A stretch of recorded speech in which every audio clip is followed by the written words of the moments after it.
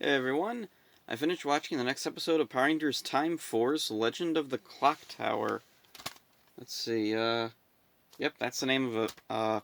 This is a really weird episode. It's so far the only episode where time travel is like a main driving point of the plot, and the weirdest thing is that the time travel isn't initiated by Time Force.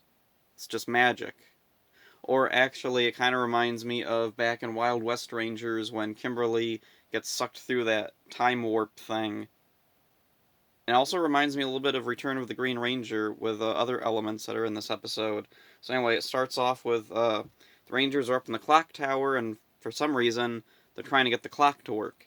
They're looking at the gears start moving, but there's something jamming it up. So Katie's about to go upstairs to try and fix it, and then Wes comes up and he's like, I wouldn't go up there if I were you. And she's like, why? And then Wes is like, well, I'll show you. So then he brings her over to this trunk. He opens the trunk, pulls out this painting of a kind of depressed looking guy, and he's saying, this is Walter Brown. He built or what was it? Or yeah, he built the clock tower or something. I don't remember. Anyway, Wes is saying that there's a legend that he haunts the clock tower, and a bunch of the other rangers are like, that's stupid. But Katie, for some reason, believes him. So that night, she gets up to go up herself, and it turns out Wes was right. There is a ghost up there haunting the place, and it is, like, genuinely kind of creepy. The way, like, she goes up there and we see just this ghostly specter staring out the window, and then when she makes her presence known, it just slowly turns around and glides towards her. It's really creepy. She falls backwards down the stairs, in through a portal to the past, I guess. And yeah. So then yeah. She safely lands outside the clock tower, like a ways from it. That's kind of weird. Maybe the rotation of Earth or something could explain it. Who knows? The other weird thing, when she lands in the past, it looks very like colonial like style, like mid 1700s type of thing, or I'm trying to think like when was or like late 1700s. I don't know. But the weird thing is, Power Rangers takes place in California, the West Coast at the very least. And I did some research. The West Coast of North America was mostly, or well, where California is located in the U.S., it was mostly Spanish colonies. And from what I know, they didn't look like this, they didn't talk like this, but Return of the Green Ranger did the same thing, where they go back in time and everything looks like colonial, and there's even Bulk has an ancestor who's implied to be Ben Franklin. Yeah, really. So, yeah, I don't know if Ben Franklin ever actually went to California. I don't think that happened. Maybe it happened. Maybe there's like an English speaking colony in this area right now. Anyway, Katie is in the past, and oh yeah, there's this carriage coming towards her. This guy pulls her out of the way, and she looks at him. It looks like that Walter Brown guy who was in the painting and who was also the ghost. Whatever. Anyway, the dude leaves, and Katie's watching him talk to some young woman over here, and then we see this guy come out who immediately you can tell is going to be the bad guy. He's the Gaston Brom Bones of this story. He goes up to Walter Brown and he's like, "Yo, man, you talking to my girl?" And he's like, "Oh, I'm sorry." And he's like, "Yeah, whatever." And he pushes him into a pile of manure. Oh, it's a reverse Back to the Future. And then let's see what's going. Oh yeah, this guy's name is Drake. So then, oh yeah, Walter tries to stand up to Drake, but he loses his nerve at the last minute. And Drake's like, "Yeah, unload that wagon for me, wimp," or whatever, whatever old timey thing he calls him. And Katie comes over and helps him unload the wagon. And with her super strength, she does it in no time. The guy doesn't really seem to think much of this random woman carrying a ton of stuff off the wagon. Whatever. Oh, and the other weird thing, Katie's black. A black woman. And dressed in, like, modern clothes. Nobody seems to think anything of her, though. And, it reminded me, there's a gag in Futurama where, what was going on? I can't remember. Like, did they go back in time or something? I don't remember. I think it was they went back in time and someone says, I don't recognize you. And they're like, have you ever been to Peru? No, we're from Peru. So, I don't know, maybe it's that kind of mentality that people have. Because, like, when you go back and read, like, old history books and stuff, uh, they would see, like, extremely weird things. Like, there's a story about these people saw monkeys that people had dressed up in clothes, and they thought that the monkeys were people. Just very weird-looking people. So, it's not too far out of the realm of possibility, I guess, that they'd see her wearing weird clothes. Like, it's not like she has technology on her or anything. She doesn't have headphones. She doesn't even, like, have her morpher, like...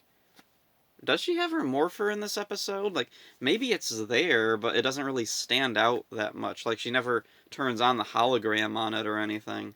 So, I don't know, I guess they just see her in weird clothes, and they're like, oh yeah, she's a traveler from someplace else. And also, in the background, I noticed some of the people, like the extras, are also black. So, and also, I looked up, California apparently was mostly anti-slavery for, like, most of its history, so, I don't know, maybe this was, like, considered a free area for, like, black people to come, so if she looks weird, maybe they assume that she just came here from somewhere else. I don't know. I'm thinking way deeper about this than the writers probably did. But anyway, yeah, Walter and Katie are in this restaurant. The Drake jerk dude comes over with his buddies and he's like, yo, Walter, I told you to unload that wagon. Where is it? And then he's like, it's all done. And then he's like, what? You, a little wimp like you, did it all at once? And then his friend's like, yeah, Walter, it's true, it's empty. And then, let's see what's going on. Looking through my notes here. Oh, yeah, there's a bit where before Drake comes in, let's see, what was it? Walter shows Katie this poetry he was writing, and so Katie's looking at it. Hey, this is really good. And then Drake comes over, and after he's yelling at Walter, he takes a thing. Oh, what's this? And he opens it up, and he's like, it's poetry. And he's reading it. Then he gets to the end, and it says Gwen, the girl that like they're fighting over. Gwen, what? And he's about to fight with Walter, and then Katie stops him and challenges him to arm wrestling. And we get a really cool scene where they're both arm wrestling. Drake is trying really hard to push Katie's arm down. It's not going anywhere. And then she's just like... And then he just flips right over. It's awesome. And it's really cool because there's a callback to this in Reinforcements from the Future when, let's see... Yeah, Reinforcements from the Future in Wild Force, when the Time Force Rangers come back and team up with the Time Force... or the Wild Force Rangers... there's that scene at the end where they're having a party, and she's arm wrestling with Danny, the Black Ranger, and the same thing happens. He's trying really hard.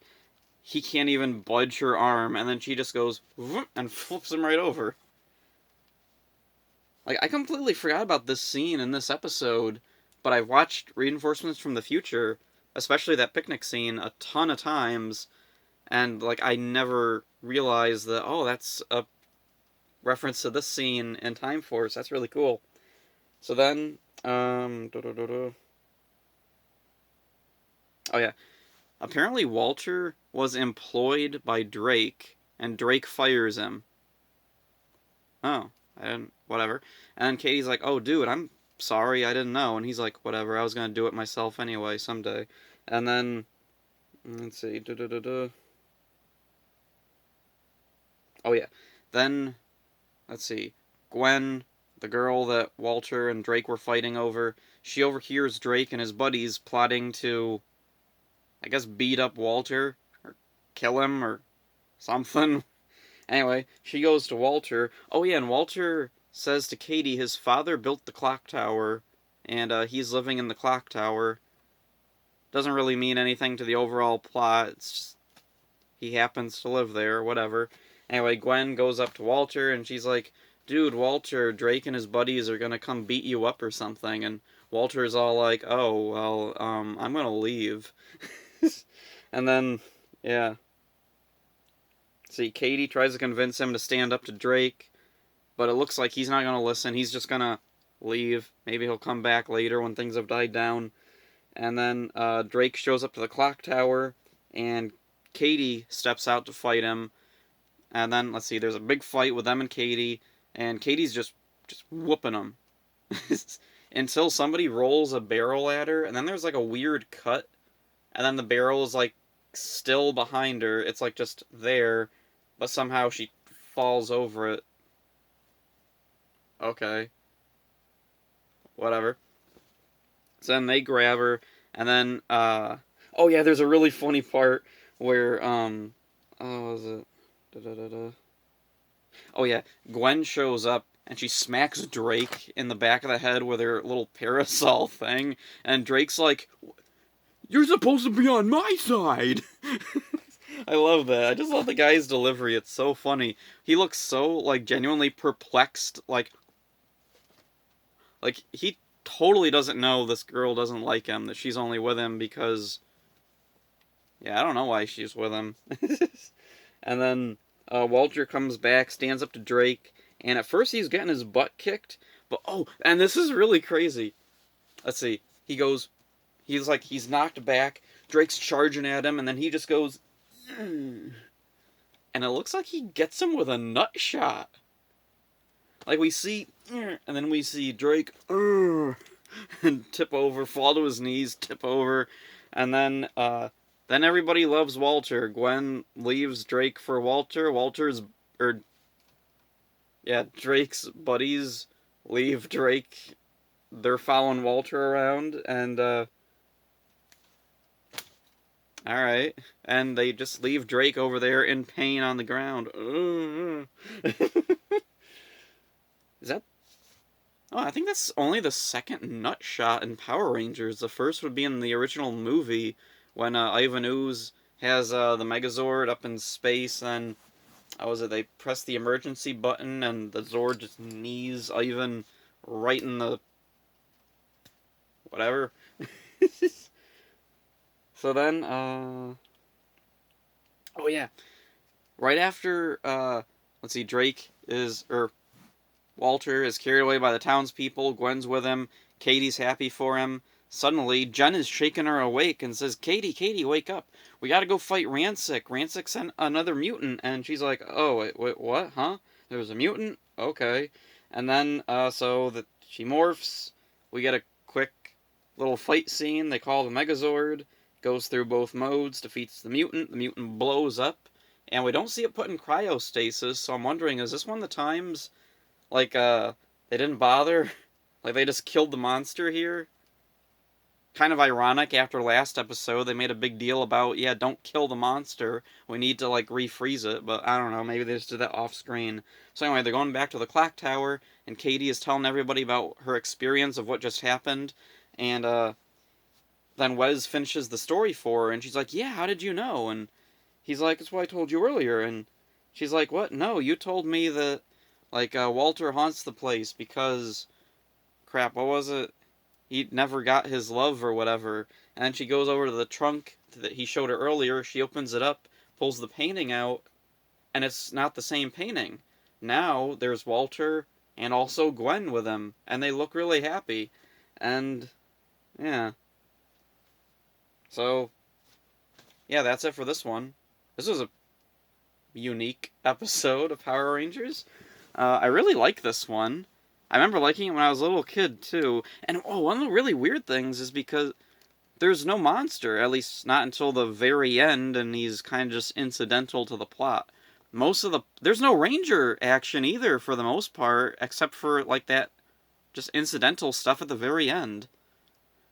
Most of this episode is just, yeah, like like, it's a stock plot about, like, someone has to gain confidence in order to fight the bully. He gets the girl, the end. I don't think he really needed to stand up. Like, I think Gwen probably could have left Drake at any time. She didn't seem helpless. She was willing to go up and whack him with the parasol. And she didn't seem to care when he was yelling at her. So, yeah. Looking through my notes here.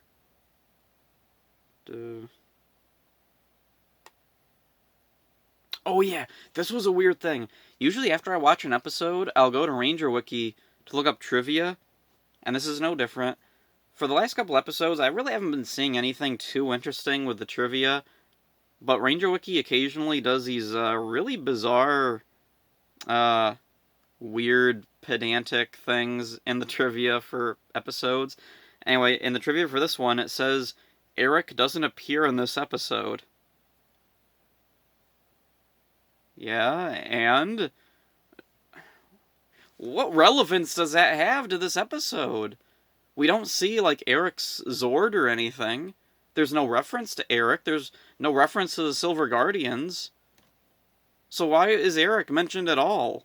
Did he play, like, one of, like, the townspeople or something in the past? Like, his actor, Daniel Southworth or something? Gee, thanks, Ranger Wiki. Anyway, the other weird thing, it says, this episode was placed in between Jen's Revenge and the Time Shadow in the Legacy set. Legacy set. Well, I used to watch the Power Ranger episodes on DVD from the Legacy set. It's up there. But lately, I've just been watching them from the standard DVDs. And you know what? Let's see. Jen's Revenge, Legend of the Clock Tower, Time Shadow. It's, yeah, right? Oh. Where is it? Oh. There it is. First episode on Disc 2. Jen's Revenge is the last episode on Disc 1. The second episode on Disc 2 is Time Shadow. So it's placed in the same place on the standard DVD. Why does Ranger Wiki specify the Legacy set like it's something exclusive to the Legacy set? Who knows? Whatever. Doesn't have anything to do with the episode, but I just thought that was an interesting thing to note. So yeah, that's all for this one. See ya.